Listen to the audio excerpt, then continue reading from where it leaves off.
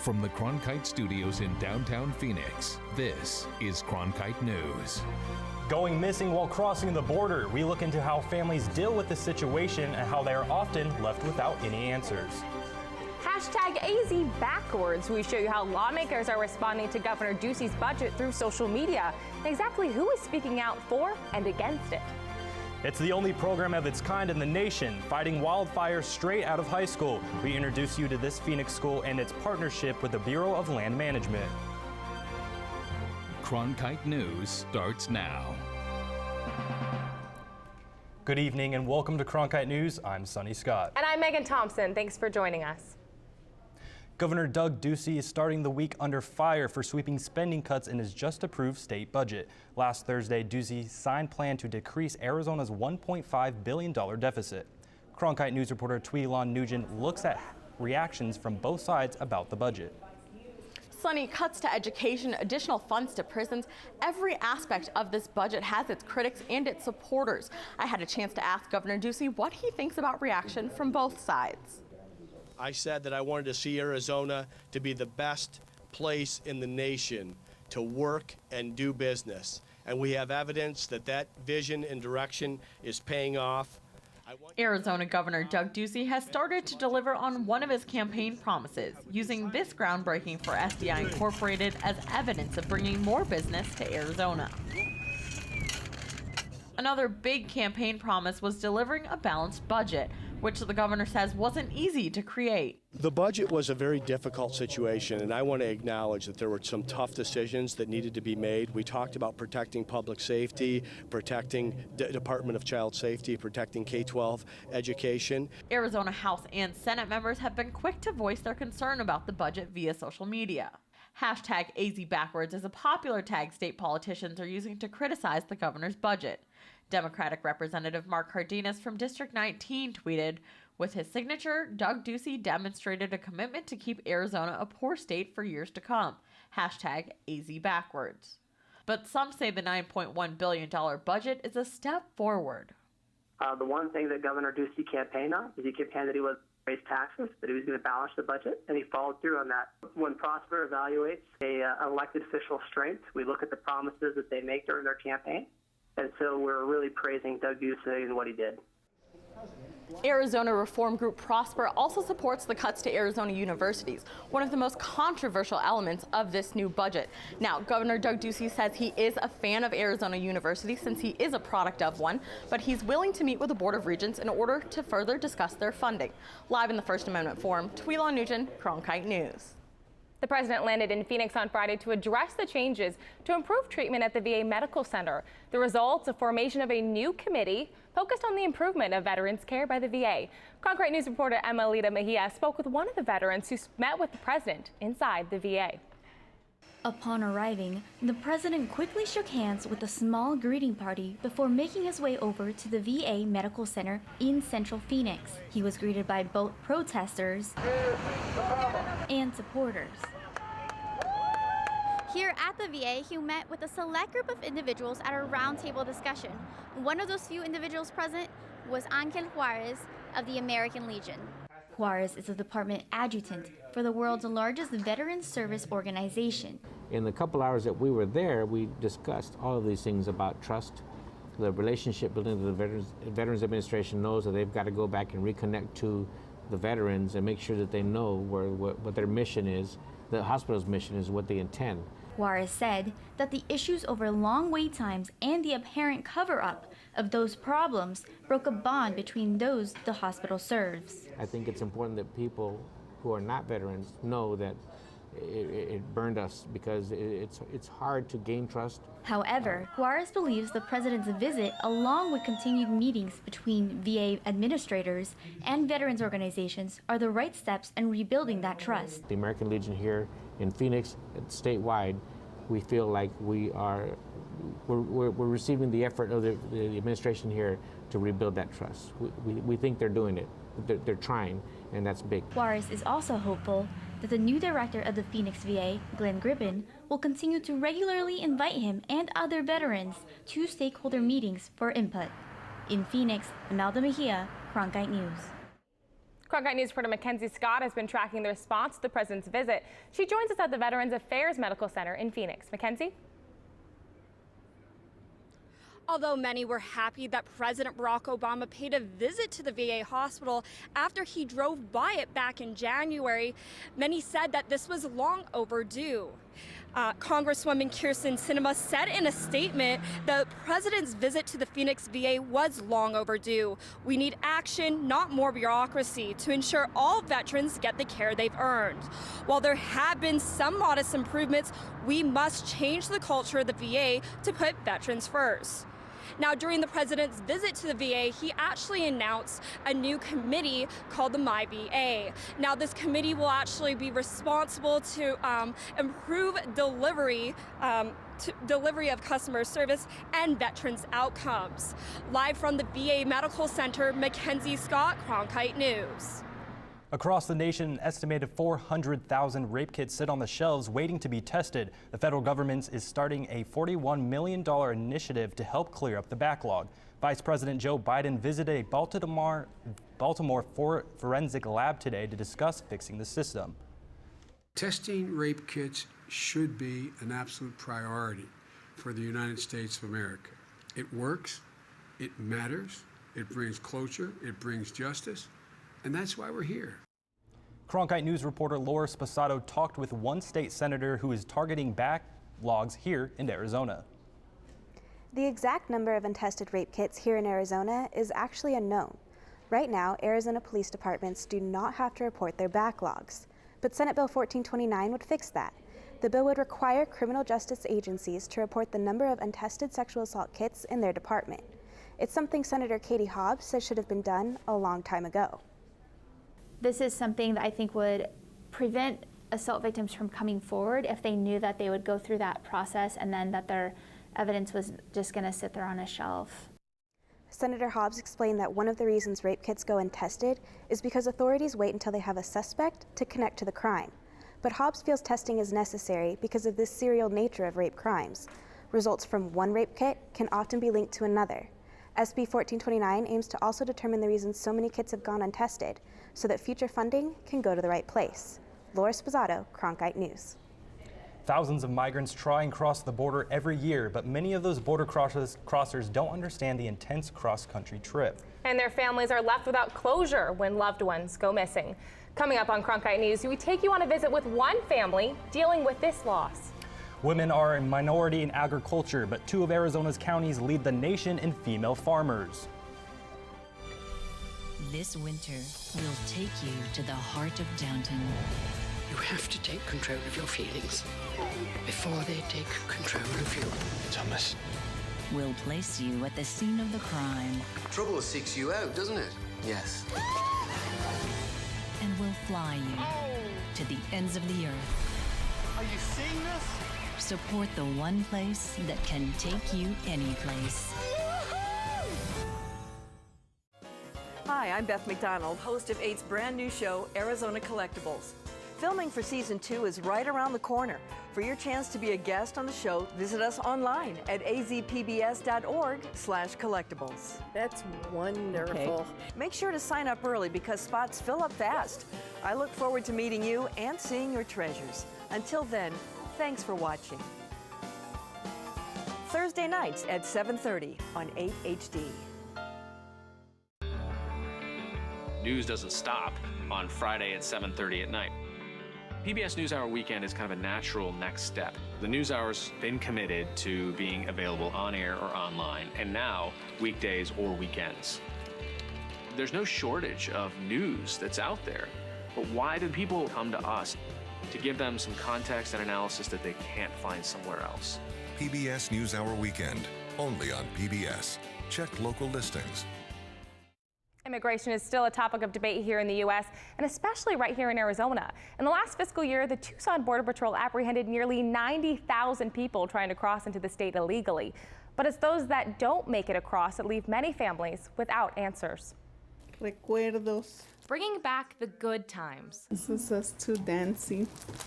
They keep these albums, hundreds of photos, to keep his memory alive. Friendly person, happy, Oh, and a smile. That's how Montse wants to remember her brother Andres. Like in one moment, everything was gone, destroyed everything. Since 2011, Andres Valenzuela Cota has been labeled a missing person, lost along the southern Arizona border.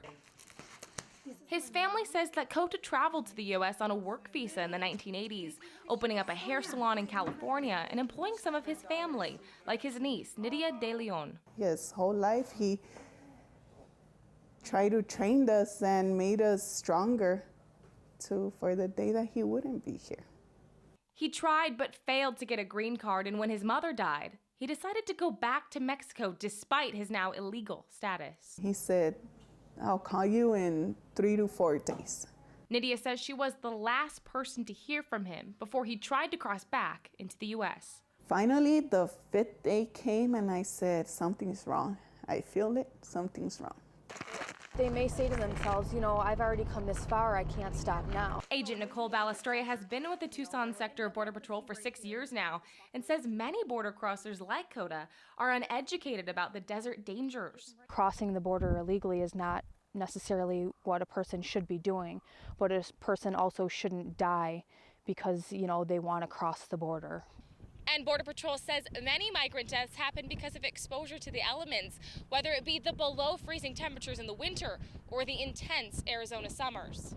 In the last fiscal year, 107 migrant border crossers were found dead while trying to cross. Mostly presumed to be undocumented border crossers. And their bodies end up here at the Pima County Office of the Medical Examiner. We just have to go through the procedures that we would with anyone to try to identify who they are and get those remains back to their families. Identifying migrant remains can be a challenge. We work on cases all the way from fresh, decomposed, and then to skeletal cases. Like this body brought in earlier this month.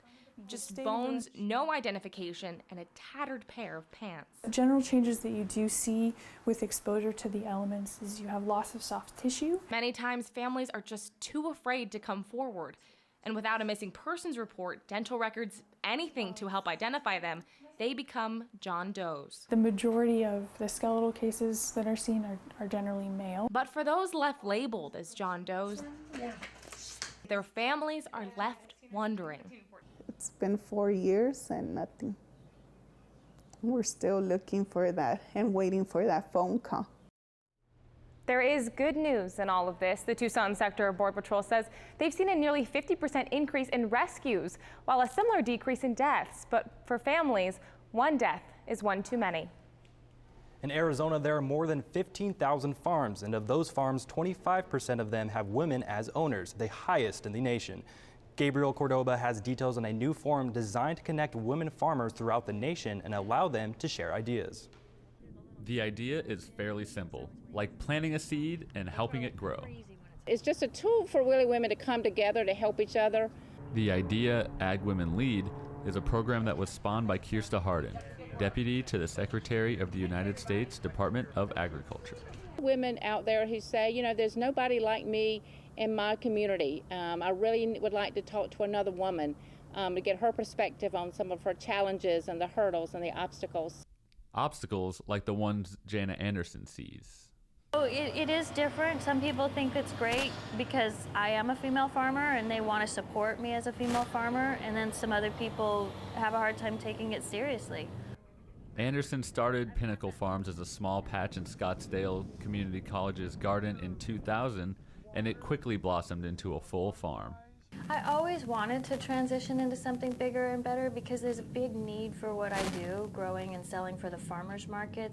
According to the Arizona Farm Bureau, in November of 2014, Arizona's Navajo County had 3,152 female operators, second highest in the nation to Arizona's Apache County, which reported more than 4,000 women operators. I think women have a unique perspective in agriculture. You know, we can talk to those moms out there that are interested in our food, interested in, you know, what we're doing, what we're feeding our families. I am the daughter of farmers, very committed to making sure that we have diversity in agriculture.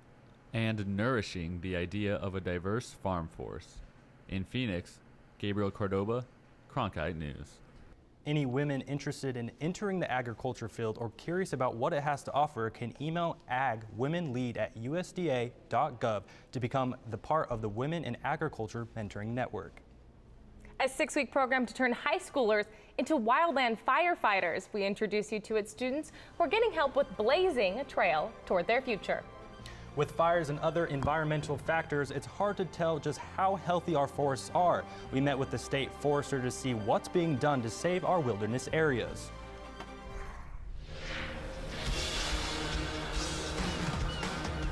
The more you know about history, the more you know about yourself.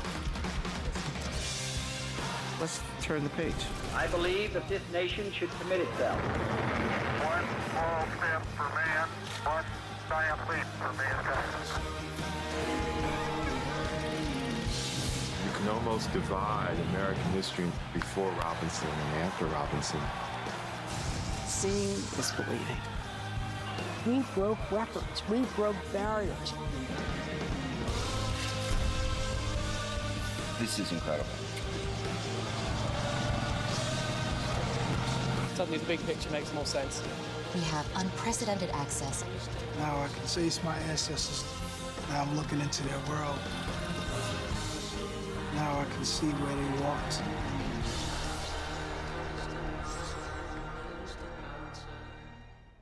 While Arizona's forests are relatively healthy, there are some challenges according to the latest report from the newly appointed state forester to the legislature. Cronkite News reporter Selena Bussey has more on his concerns. Selena? Megan, the way our forests look today may look healthy and natural to some, but to the state forester, they are dangerously overgrown, which puts them at risk to large wildfires and impacts the amount of water that runs into our reservoirs. General condition of Arizona's forests is good with some caveats. That's what the State Forester of Arizona said to the House Committee on Energy, Environment, and Natural Resources. He says that some of those caveats include insects, disease, and fire danger. So that combined with the drought creates some issues. And the biggest issue, wildfires. I would label this as a crisis. It's kind of a silent crisis. You don't realize it until it's already there. SRP says because of the mismanagement of our forests, they are dangerously overgrown, which results in fuel for devastating burn and creates issues for watersheds. We've mismanaged these forests to the point of, unfortunately, we have too many trees in the forest. According to the State Forestry Division, we've been suppressing nature's way of clearing land with wildfires. That's increased the number of trees to more than 1,000 per acre. Before people came to Arizona, it's estimated there were between 20 to 30 trees per acre. To try to bring down that wildfire risk, the state is looking at forest thinning to try to get them back to that more natural state. So we've got a lot of variety and variability. We've got some, we probably are blessed with one of the largest diversity of landscapes of any state in the country. And they all have, provide incredible opportunities in terms of natural resource management and providing habitat and economic opportunities. They are also working with other agencies on the FireWise program, which offers training, workshops, and online courses to reduce the risk of wildfire harm to local communities. Live in downtown Phoenix, Selena Bussey, Cronkite News. The Bureau of Land Management and Franklin Police and Fire High School are providing seniors with a unique training only offered in Arizona. Cronkite News reporter Katrina Arroyo spoke with high school seniors going through the program. The Bureau of Land Management firefighters normally battle an average of 300 fires per year from spring through mid-September, and they're always looking for more people to help join the crews. So those firefighters are training high school seniors to get them qualified to join the line. For high school senior Carlos Encinas, attending Franklin Police and Fire High School was the first step to start his career after graduation. I came to Franklin Police and Fire High School, so I came to train as a firefighter. Training in fighting wildland fires is offered at the high school. Students who complete the course and pass the field training with BLM will receive a certification to become a wildland firefighter. Competition is high and a lot is expected of the fire crews. Be able to commit themselves for 14 days at a time going out there on some of these big fires around the country. Commitment is number one, is what we're always looking for when we hire somebody up. Along with the training, the students learn key components. teamwork, always working with your partner, you never leave anybody behind, and communication. You learn how to say different things in certain ways and what to say and what not to say when you're communicating. And lastly, it's just to have fun and be safe. The BLM and instructors at Franklin High plan to continue certifying high school seniors through the Wildland Firefighting Program. We really enjoy seeing the energy of the kids, giving them opportunities to kind of open the doors for future possibilities in firefighting. Encinas views this program as a resume builder to help him land his first job. I already applied for the wildland job, so hopefully I'm gonna get a call, have an interview. But if not, my plan is to go to college and get my EMT and then start in the fire academy for the structural firefighting. Encinas, along with the rest of his classmates, will receive their wildland firefighting certification next week.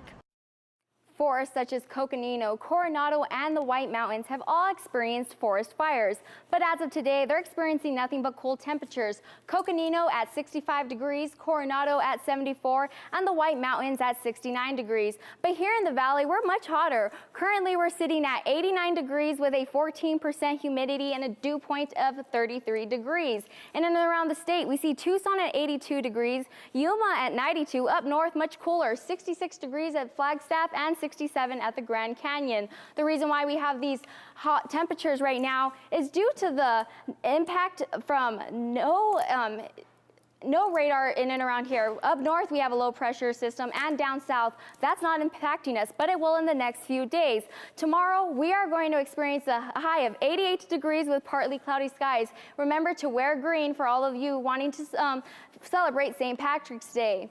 And looking at the next few days, we have a 30% chance of rain on Thursday, down to a 10% chance of rain due to a low pressure system. That will also bring us pollen throughout the week. Wednesday, Thursday, and Friday, we have a high pollen advisory. Looking at our 5-day forecast, we're going to see temperatures fluctuating quite a bit. Wednesday, 76 degrees, up to Thursday on 79 degrees with a 30% chance of rain. And Friday is officially the first day of spring. We're going to be at 81 degrees. And by Saturday, we're going to bump up to 86 degrees with sunny skies. For Cronkite Weather, I'm Katrina Arroyos. This year's Arizona Coyote season, it just isn't going well. But now they're reaching out for fan input. Find out what they discussed in their recent town hall meeting. At ASU, we believe the most important semester is the one that starts after you get your diploma, the one called life. So we work hard to help our alumni thrive, teaching them the importance of not only achieving their goals, but exceeding them. With innovative programs that embrace hands-on learning, that encourages real-world growth. Our alumni know it can be the education of a lifetime, for a lifetime. For more information, thrive.asu.edu.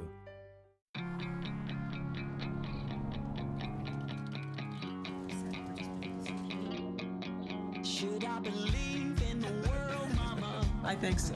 Should I give up and hide, or should I stay and fight? Should I believe in the rules, Mama? What are the consequences? Can I speak out my mind in these changing times? I don't know what to believe, Mama. Will you march with us? There's a fire inside, there's a storm on the rise. Give me a reason to be, Mama. Buonasera. 'Cause I need someone to believe, believe, believe in. The world is more complicated than it's ever been. The NewsHour is always going to take you deeper and take you broader. And that is worth fighting for. Night after night, 7 days a week. I'm Maria Hinojosa. I'm Gwen Eichel. And I'm Judy Woodruff. On behalf of all of us here, thanks for watching. Cronkite News is proud to join the Arizona PBS News Block here on 8HD. Here's a look at what's coming up tonight on Arizona Horizon and the PBS NewsHour. Coming up after Cronkite News, it's Arizona Horizon. A new poll shows overwhelming support for clean elections campaign funding, and tax season is upon us. We'll hear from state and federal tax experts. That's next on Arizona Horizon. I'm Judy Woodruff on the next NewsHour. Netanyahu on the line. The latest from Israel ahead of their election. In what is shaping up to be the worst season in Arizona Coyotes history, the franchise held a town hall meeting on Saturday for fans to come out and get candid, unscripted answers from the upper management. Of the Coyotes, Cronkite News reporter Nick Lamoureux was there to hear their discussions. The Coyotes are third to last in the NHL in average attendance with just over 13,000 fans per game. On Friday, the team reported a loss to the city of Glendale of nearly $35 million, according to the Arizona Republic. It has been widely reported that if the Coyotes were to lose $50 million in their first 5 years under the current ownership group, that they would have the option to move the franchise out of Arizona.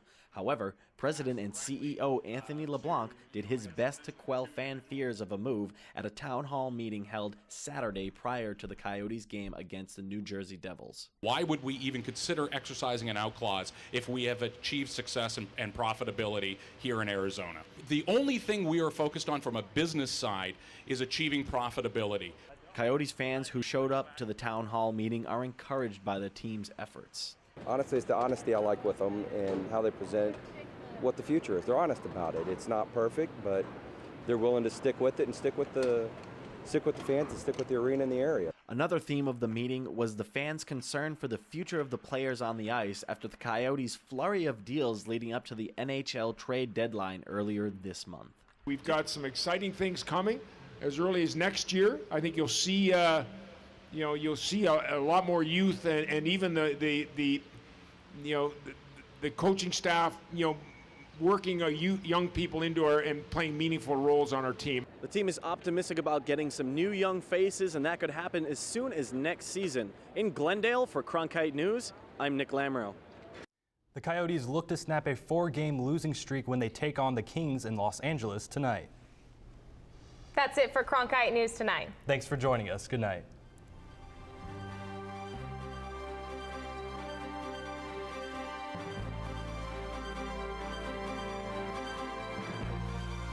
Find top Arizona stories anytime at CronkiteNewsOnline.com.